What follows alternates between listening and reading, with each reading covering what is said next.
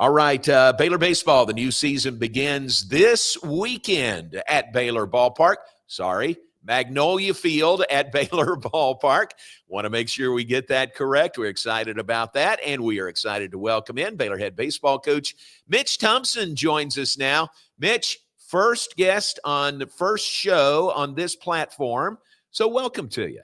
So blessed, John. So blessed. Thanks a lot. That's going to go down on my bio now. Yeah, that's me too. That on my bio. Terrific. Thank you very much for your time. I appreciate it. Looking forward to the start of the season. I mentioned Magnolia Field at Baylor Ballpark. How great is that to get the partnership with Magnolia? What an unbelievable deal, right? So excited for Chip and Joanna and their love for Baylor and their love for our program and the plans that we have. It's exciting times. I'm fired up to have Magnolia Field on the ballpark. All day, every day. So it'll be great. That's really fun. Appreciate them very much. Chip came to Baylor to play baseball, right? He did. Back in the day? He did. My very first year here back in 1995. Chip was a junior college guy trying to make our club. And high energy dude back then too, guys. Shocking. It really is. It's been fun watching him build that empire and everything that he and Joanna do over there at Magnolia, and all they mean to Waco. Oh my goodness, what a boost for Waco Chip and Joanna Gaines have been. So we're thankful to have him with us, and yeah, I've known him since he was probably 20 years old. So that's kind of an interesting thing, right? That's pretty cool. What was the scouting report? What do you remember about the scouting report on young Chip Gaines when he came to Baylor? He didn't make our club. He wanted to make the club. He tried to make the club. He didn't make the club. And I'll be honest with you. I thought, my gosh, what did we do? He didn't make the team. We cut him back in the day. How did that affect us? Right. But high energy guy, showing up, great team guy, the kind of guy that would give his right arm, to play. And so, you loved him you loved his makeup. And it was there were hard decisions to make back then as we were getting sure. So that was one of them. Sure.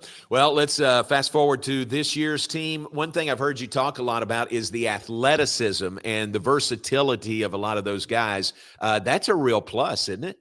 Well, it is. It's a plus for us. I mean, we've continued to bring in guys that I think fit more the mold of what we're trying to do, and there's better team speed. I think we're going to have some guys that are going to be able to hit balls out of the ballpark. I think we're going to be a little bit more of a dynamic offense and having opportunities to not only hit balls out of the ballpark, hopefully, but hit doubles and triples and create opportunities and run and hit and run, bunt for hit, pressure offense. But there's a lot of, as you're going into the season also, there's so many things that we all as coaches, believe that we know exactly after spending this much time with them. But there's a whole lot of guys that'll step up and do things that will surprise us sometimes. And you go, wow, man, this guy is a gamer. And so we'll just have to see how the whole thing evolves. But I'm excited about our athleticism of our club. Yes.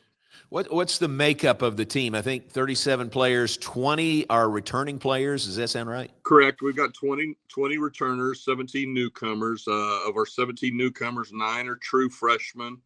4 junior college guys and 4 Division I transfer guys. I'd say about our 20 newcomers, though, but in that group of 20 newcomers, there's at least or 20 returners, there's at least 3 guys that were redshirted last year. So, we have 20 new players basically that have never played before for in a Division I game and never played for Baylor before. So, it's there's things that we're going to learn, and there's things that we're going to see from players that maybe we hope to expect to see, and that'll really fire us up. Man, that was even better than what we thought. And then there's going to be some guys that'll surprise us for sure when they get their opportunities. So we're really excited to get this thing started, though. Nice honor for Travis Sanders from the Big 12 last week. Yeah, he's an all pick preseason all Big 12 guy, and that's a fun thing for us. Last year Tyreek was the All Big 12 shortstop, and this year our preseason All Big 12 shortstop is our guy as well, and Travis. And Travis had a nice year for us last year. We're expecting even bigger things from him this year. He's continued to develop, continued to improve and mature. He's been a lot of fun to have around at practice, and how he's going about it, his communication, his leadership. There's a whole lot of good things happening there with Travis. Good. What about your arms? How do you feel about your staff, the depth there, starters and relievers? Yeah, I think we're deeper on the mound than we've been. The one thing that I really like about our pitching staff is that we have guys who fill up the strike zone with multiple pitches. I mean, they're fastball, curveball, slider, cutter, change, whatever their repertoire is. There's 3 or 4 pitches that they're able to throw for strikes, command the zone, attack. And so I feel like we also have a lot of different variants in our staff. They don't all look the same. They're not all 6'6", right-handed, throwing the same stuff.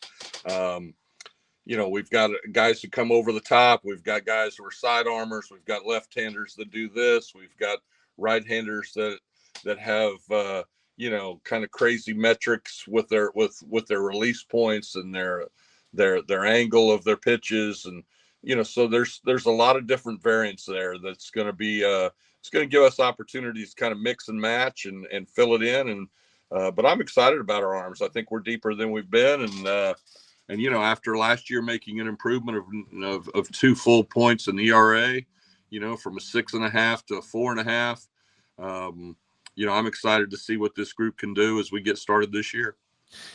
What was the streak last year of left-handed starters in a row? I think 42 or 43 right yeah, now, crazy. Which is, I've never, that was a fun thing about last year's group, to be honest with you. I mean, I've been a part of college baseball 35, 36 years. I've never seen anything like that. And so, we'll see. We'll see. But the streak's going to come to an end this opening weekend. So we won't be talking about it anymore.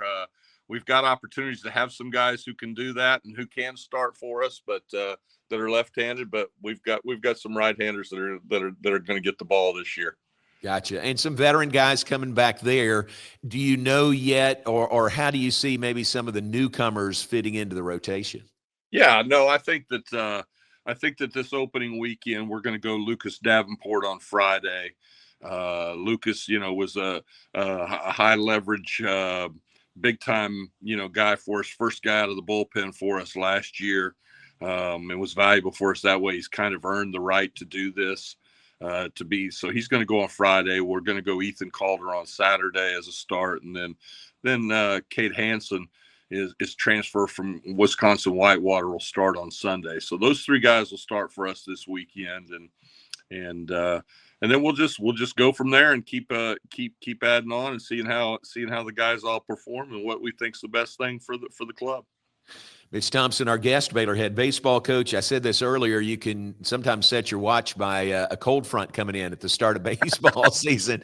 That's happened a lot through the years. Maybe not a cold front, but you may be dodging some raindrops this weekend. Looks like Sunday might be or Saturday might be a little tough day for us to figure it out, but we'll get it worked out. And as well as I do, none of us know what it's going to happen around here weather-wise until just before it happens. So we're excited about the weather we've had. We've had great weather this spring. Other than the 3 or 4 days that we were fighting that ice, other than that, it's been phenomenal and been able to get outside a ton and inter squad a bunch. And so it's been great. And we're looking for good weather this weekend as well.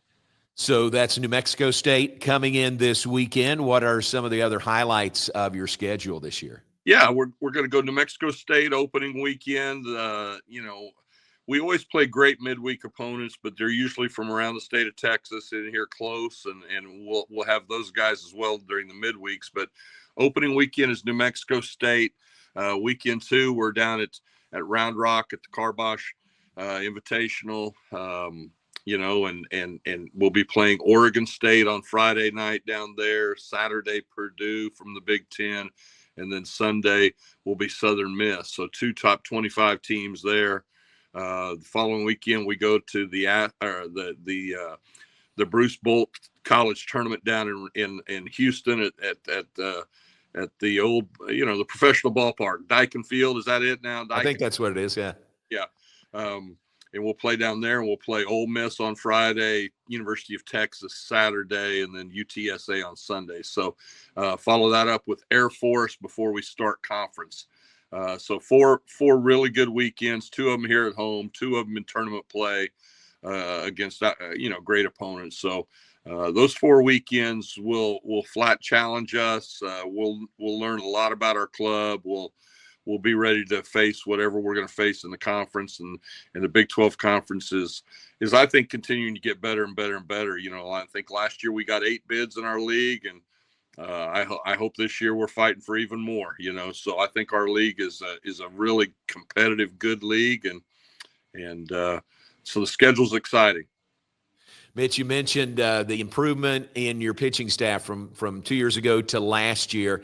Unbelievable improvement there. ERA, two runs per game better. But that's Sean Snedeker, your pitching coach. But your entire staff is back. And, man, you've got such a good staff. Baylor guys and a few others, but the continuity there, you've got a great staff around you. Yeah, I'm blessed. I'm incredibly blessed, and I think we're blessed as a Baylor baseball program to have the staff that we have. Helping us with our offense and our position player defense is Zach Dillon and Jim Blair. So you got 2 former Bear, great baseball players here. They work really well together. They basically are in charge of our position players, and they do a great job with those guys. And no one could love this program more and be more bought in than those 2 guys for sure. Then on the pitching side of things, we've got Sean Snedeker, obviously, who you mentioned, who did such a great job. And, you talk about the ERA drop last year, but also, going from 200 and something in the country in walks per 9 innings to 6th. And lo and behold, it translates to a lower ERA. So, guys are there, but we've got Sean Snedeker and Brian Furlong that together work on the pitching side of things. And Furlong is our director of pitching and player development, and our analytics and our video, and those guys work well together. And then to top it off, Darren Thomas, a 30+ year veteran of college baseball and really good friend, and DT's we've had actually the gloves lifted off by the NCAA, where Furlong and DT can actually coach now. The NCAA's granted a waiver for those guys to coach. Before, what they had to do is really coach the coaches so that we could coach our players, and so now they can actually coach the players as well. So those are good things for us. And between those 5 guys there and Dan Darcy, our strength coach, incredibly blessed. The buy-in, the commitment, the love for these kids, and the love for the program in Baylor is off the chart, and we're thankful for all of them. That's tremendous. One final thought, and we'll let you go and get back to work. Your guys are getting it done on the field. They're getting it done in the classroom also, aren't they? Have for a long time, John. Probably 30 years of 3.0 or better GPAs as a team here. And the fun part about seeing that and the value of that is then seeing the guys come back year after year after year that have great paying jobs, that are doing phenomenal out there with their families as they're, turning 40 and 45. And some of them probably almost pushing 50 years. Right. To see the success that they've been able to have in life has been fun. But yeah, our guys are doing a phenomenal job in the classroom as well. They're great kids, great group of guys. We had a team GPA, I think, of 3.48 this fall. 37 guys on a college campus that want to try and go to Omaha, that's their goal and where they're shooting for. To be a 3.48 says a whole lot about their character, about their makeup, about their commitment to excellence. And I think that's the second best overall GPA that Baylor baseball's ever had for a semester. Last year we set the record with a 3.52 in the fall.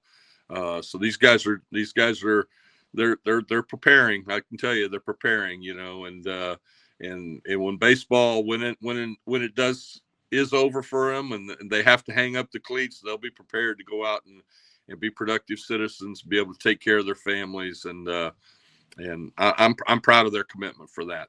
Yeah, well done.